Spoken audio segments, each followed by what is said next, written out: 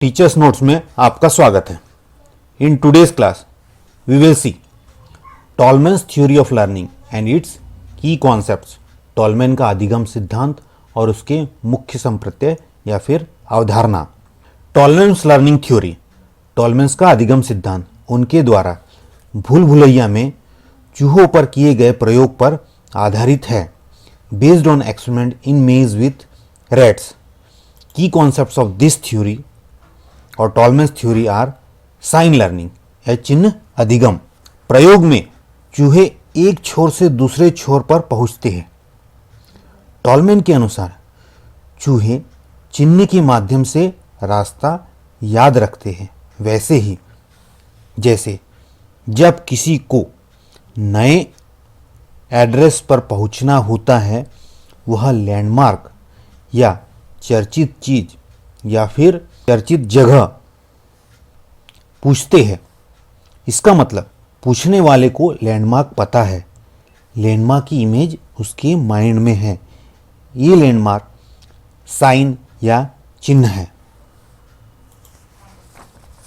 Latent learning, अव्यक्त अधिगम।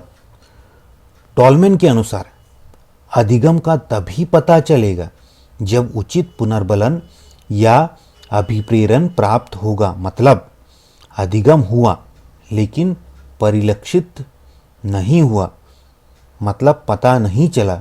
यह अव्यक्त अधिगम या फिर लैटेंट लर्निंग है।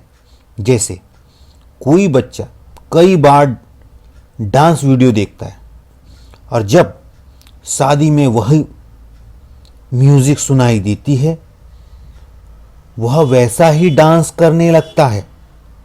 अर्थात डांस बच्चा पहले ही सीख चुका है।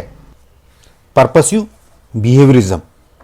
टॉलमैन के अनुसार हम कोई उद्देश्य की प्राप्ति के लिए अनुक्रिया करते हैं।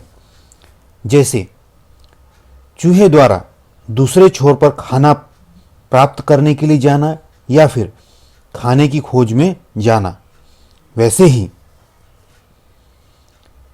जैसे परीक्षा के समय छात्र खूब याद करता है या सीखता है, उद्देश्य है परीक्षा में अच्छे अंक प्राप्त करना, कॉलेज सिलेक्शन या फिर सिलेक्शन फॉर जॉब। अब हम देखते हैं व्हाट इज कॉग्निटिव मैप या फिर संज्ञानात्मक मानचित्र, या फिर इसे और भी एक नाम से जानते हैं मानसिक मानचित्र।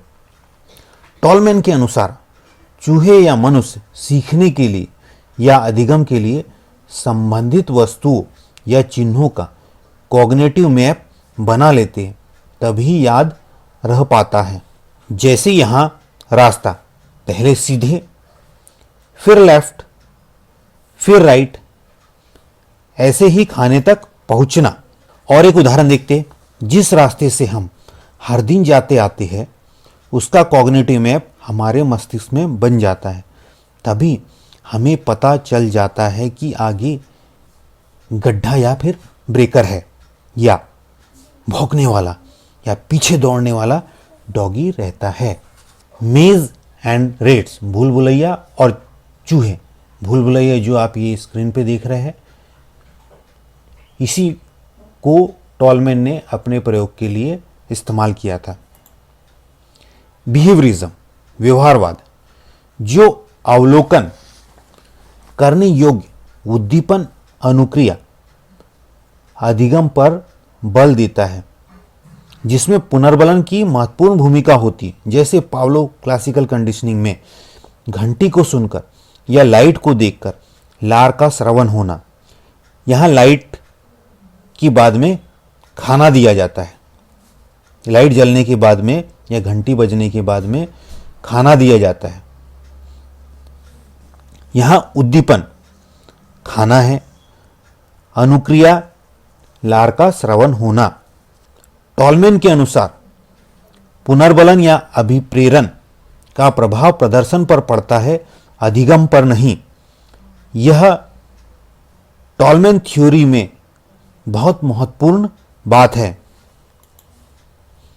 कॉग्निटिव थ्योरी जो इंफॉर्मेशन प्रोसेसिंग पर बल देता है, जैसे समझना, भाषा बोलना, सृजनात्मकता, या फिर समस्या समाधान इत्यादि। गेस्टाल्ट थ्योरी या फिर गेस्टाल्ट सिद्धांत। गेस्टाल्ट थ्योरी के अनुसार संपूर्ण स्थिति या फिर संपूर्ण चीज उसके विभिन्न भागों से अधिक होती है। जैसे गेस्टाल्ट प्रयोग में चिंपैंजी द्वारा बॉक्स पर बॉक्स रखकर हाथ में लकड़ी की सहायता से छत पर लटके केले तक पहुंचना। अगर चिंपैंजी पूरे दृश्य को या सभी चीज़ों को जोड़कर नहीं देखेगा तो वह केले तक नहीं पहुंच सकता। और एक उदाहरण देखते हैं। दोनों आंखों से देखा गया विजन एक एक आंख से, मतलब लेफ्ट आंख से अलग देखे और राइट से अलग देखे, एक एक आंख से देखे गए विजन से अधिक होगा। ट्राई कर अवश्य देखें। एक और उदाहरण लेते। कंप्यूटर की संकल्पना हार्डवेयर और सॉफ्टवेयर को अलग अलग करके सोचने पर संभव नहीं। टॉलमैन की थ्योरी को इन नामों से भी जाना जाता है। Tall man theory of sine learning, tall man का चिन्ह प्रतीक अधिगम सिद्धांत, थ्योरी ऑफ लेटेंट लर्निंग, अव्यक्त अधिगम सिद्धांत, थ्योरी ऑफ पर्पसिव बिहेवियरिज्म, उद्देश्यपूर्ण व्यवहारवाद सिद्धांत, थ्योरी ऑफ कॉग्निटिव मैप, संज्ञानात्मक मानचित्र सिद्धांत, साइन गेस्टाल्ट थ्योरी, चिन्ह गेस्टाल्ट सिद्धांत। टॉलमैन सिद्धांत की अन्य बिंदुओं को विस्तार से हम अगली क्लास में देखेंगे। Thanks for watching. Like, share and subscribe teachers notes.